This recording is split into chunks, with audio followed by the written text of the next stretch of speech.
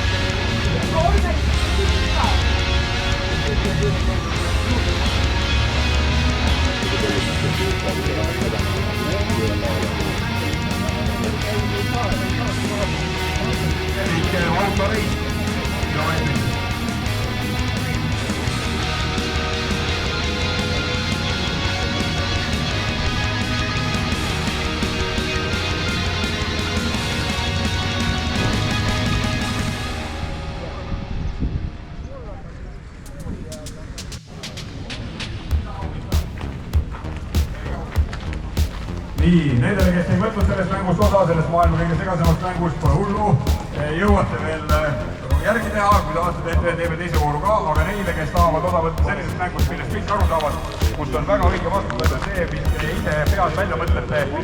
Kui te soovite oma lemmikauto kohta anda üles suure, siis tuleb käituda nii, nagu proua siin, ta on võtnud sedeli ja kirjutab sinna peale ja paneb need sedelid ja ilusad kasti sisse ja kui me seda kasti pärast lahti teeme, siis meil selgub, milline auto on see koos ürituse publiku lemmik, eks ole, näed, härral on juba peal, paneme enda numbri kirja ja ma mäletan 90ndate alul tulid sellised välja juba Tallinnasse tekkisid nagu esimesed soomlased.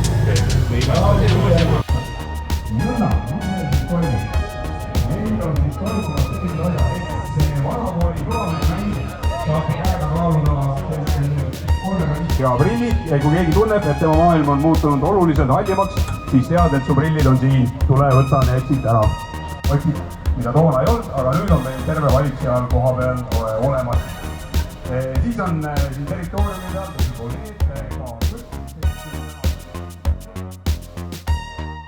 kui on toimumas lastele, on siin veel mõned asjad kirja pandud, näomaanikud saavad lapsed teha.